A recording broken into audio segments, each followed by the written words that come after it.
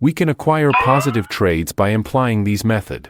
Almost 70 to 80% success rate. Make sure to trade on what you can afford to lose.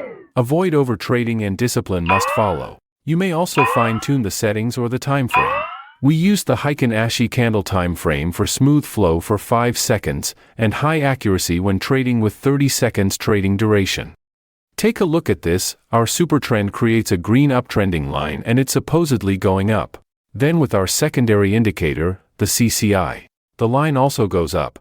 We will trade 30 seconds going higher.